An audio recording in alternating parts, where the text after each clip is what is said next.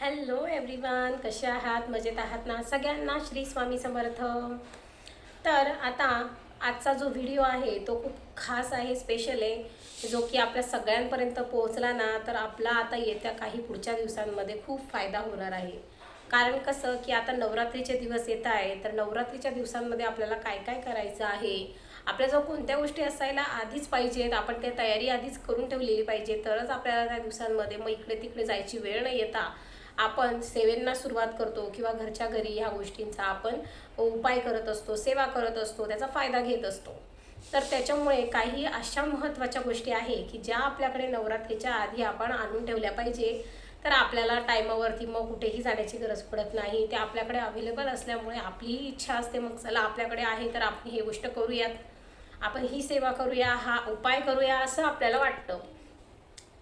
त्याच्यामुळे आपल्याला नवरात्र सुरू होण्याआधी जसं आपण साड्यांची तयारी करतो की माझ्याकडे हा कलर नाही आहे, तो कलर नाही आहे, लेडीजचा तर साड्या हा विषय खूप महत्त्वाचा आणि खूप आवडता विषय आहे. ज्या प्रकारे आपण राहण्याची तयारी करत असतो नवरात्रीमध्ये, साड्यांची तयारी आता खूप साऱ्या लेडीज आहे की ज्यांनी ब्लाउजेस शिवायला टाकले, त्या त्या रंगाच्या साड्या नाही आहेत, त्यांनी त्या घेतल्याही असतील, त्यांची तयारीही चालू झालेली असेल.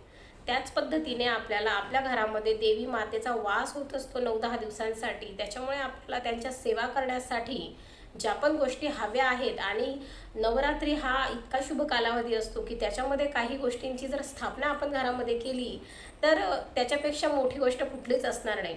त्याच्यामुळे काही गोष्टी तुम्ही जाणून घ्या की ज्या तुमच्याकडे आधीच असायला हव्या किंवा नसतील तर तुम्ही त्या आणून ठेवा, म्हणजे तुम्हाला वेळेवर कुठेही जाण्याची गरज पडणार नाही. कारण नवरात्रीमध्ये बाजारही गजबजलेला असतो, तेव्हा काहीही गोष्ट आणणं म्हणजे काही वेळा संपलेली असते, काही वेळा मिळतच नाही आणि काही वेळा आपल्याला जायलाच मिळत नसतं, कारण घरातलेच इतके कामं असतात आणि आपल्यालाही घर सोडून जाता येत नाही. त्याच्यामुळे महत्त्वाची पहिली गोष्ट म्हणजे आपल्याकडे सप्तशतीचा जो ग्रंथ आहे, जे पारायणाचं पुस्तक आहे छोटंसं, ते आपल्याकडे असायलाच पाहिजे. खूप महत्त्वाची सेवा आहे, जी कुलदेवीची सेवा असते, कुलस्वामिनीची सेवा असते, जी आपल्या घरात आपण केलीच पाहिजे. आपल्या हातून देवी आईची सेवा ही त्या 9 दिवसांमध्ये झालीच पाहिजे, म्हणून आपल्याकडे त्यासाठी सप्तशतीचं पुस्तक हे असायलाच हवं. माझ्याकडेही जेव्हा मी सुरुवातीला आले माझ्याकडेही नव्हतं, मला 1-2 वेळा खूप अडचणी आल्या, त्यामुळे कोणाकडेही घ्यायला जावं तर तेही ते पारायण करतात, त्याच्यामुळे आपल्याला ते मिळत नाही. तर त्याच्यामुळे आपल्याला आधीच्या आधी आपण सप्तशतीचं पारायण हे खरेदी करून घरी आणा आणि नंतर मग पहिल्या दिवसापासून आपण ती सेवा करायला सुरू करू शकतो. आपला जर पारायण करण्याचा विचार असेल, आणि नक्कीच हे पारायण तुम्ही या दिवसामध्ये केलंच पाहिजे. खूप प्रभावी अशी आपल्या कुलदेवीची सेवा ती आहे, त्याच्यामुळे ते प्रत्येकाने करायलाच पाहिजे. तर त्याचबरोबर दुसरी गोष्ट कोणती, तर श्रीयंत्र.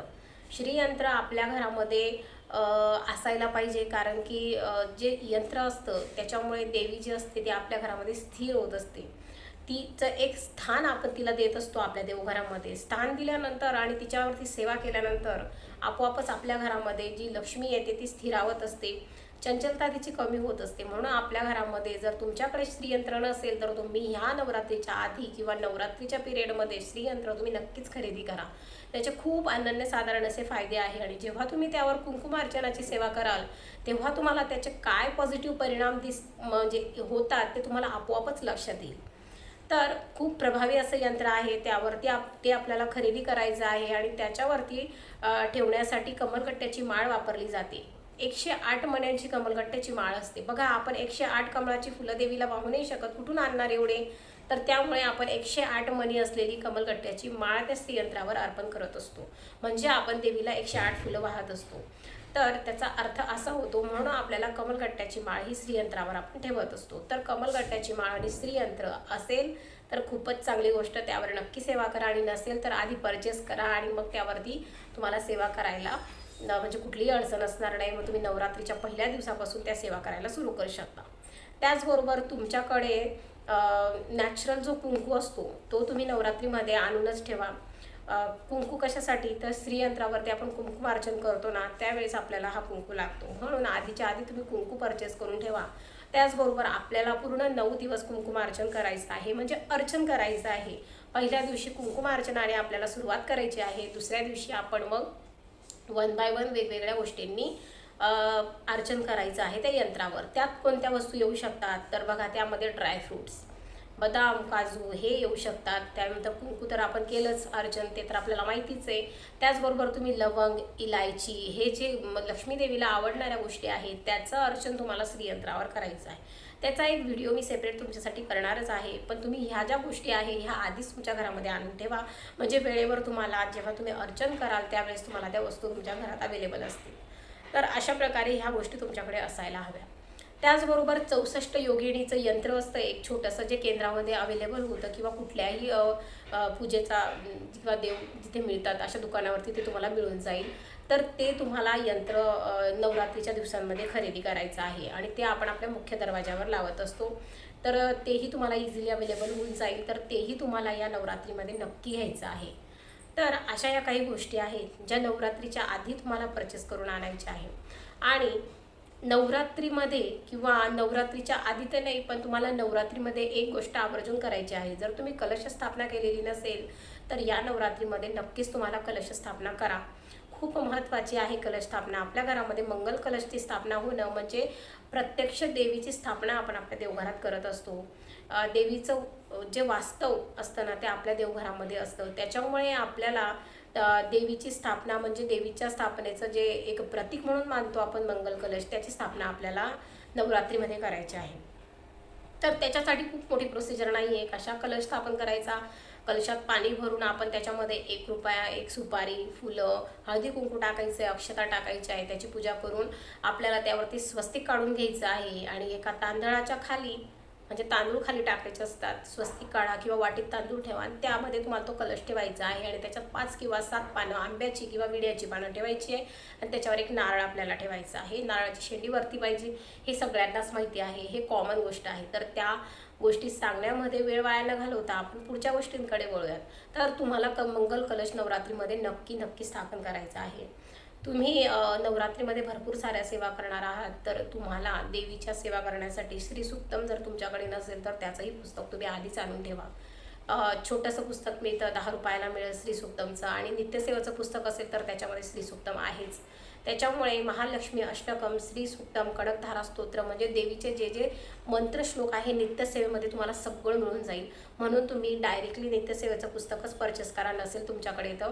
आणि सगळ्यात महत्त्वाची गोष्ट म्हणजे तुमच्या कुलदेवीचा फोटो तुमच्याकडे असायलाच हवा. तुमच्या देवघरामध्ये जेव्हा आपण देवीचा टाक असतो तो असेल तर चांगलीच गोष्ट आहे. तरीही तुमच्याकडे एक फोटो कुलस्वामींचा असू द्या. आणि आपण कुठेही गडावर गेलो, तुळजापूरला गेलो तर आपण देवीचा एक मूर्ती आणत असतो. मूर्ती स्वरूपही आपल्याकडे देवघरामध्ये असतं. पण एक फोटो जेव्हा आपण सेवा करतो तेव्हा आपण जेव्हा मांडणी करतो घटाची तेव्हा एक फोटो जर आपल्या कुलस्वामिनीचा आपल्याकडे असेल तर आपल्यालाही खूप प्रसन्न वाटतं आणि डायरेक्टली आपण तिची सेवाही करत असतो. त्याचबरोबर देवी मातेला जे पण आपण ओटी भरणार आहोत त्याचं साहित्य आपल्याला घ्यायचं आहे. त्याच्यामध्ये आपल्याला काय काय हवं असतं त्या सगळ्या गोष्टी तुम्ही डोक्यात ठेवा, यादी करून ठेवा. नवरात्रीमध्ये तुम्हाला काय करायचं त्याची, आणि त्याप्रमाणे सगळ्या वस्तू तुम्ही आधीच्या आधी परचेस करून ठेवा. देवीची ओटी भरताना काय काय लागतं त्या वस्तू, साडी, पीस, नारळ आणि शृंगाराच्या वस्तू, हे सगळं वेळेवरती आपल्याला काही गोष्टी आपण विसरत असतो. त्याच्यामुळे आधीच्या आधी हे प्रिपरेशन तुम्ही नवरात्रीसाठी करा. जसं आपण आपल्यासाठी करतो तसं देवाच्या सेवेसाठीही तुम्ही प्रिपरेशन करा. म्हणजे तुमचे 9 दिवसामध्ये कुठलाही टाईम वाया न जाता तुम्ही फक्त सेवा कराल. तर हा व्हिडिओ त्याच्यासाठीच मी बनवला, कारण की आपला वेळ वाया न जाता आपण डायरेक्टली सेवा करायला लागावी पहिल्या दिवसापासून आणि आपला हा वेळ वाचावा. तेवढा वेळ आपण देवाला देऊ शकतो, कारण घरातली कामं, सेवा यामध्ये आपण इतकं थकतो की काही गोष्टी आपण टाळायला लागतो. त्याच्यामुळे ह्या सगळ्या गोष्टी तुम्ही आधीच प्रिपेअर करा, म्हणजे तुमची वेळेवर धावपळ होणार नाही. तर कशा आहेत या सगळ्या वस्तू खूप महत्त्वाच्या आहेत. तुम्ही नक्की परचेस करा तुम्हाला सेवा करायची असतील, उपाय करायचे असतील तर, आणि नक्की त्या सगळ्या गोष्टींचा लाभ घ्या. तर हा व्हिडिओ तुम्हाला कसा वाटला, नक्कीच आवडला असेल. आवडला तर नक्की लाईक करा, चॅनलला सबस्क्राईब करा आणि जास्तीत जास्त शेअर करा. तर मग पुन्हा भेटू अशाच नवीन व्हिडिओसोबत. तोपर्यंत श्री स्वामी समर्थ.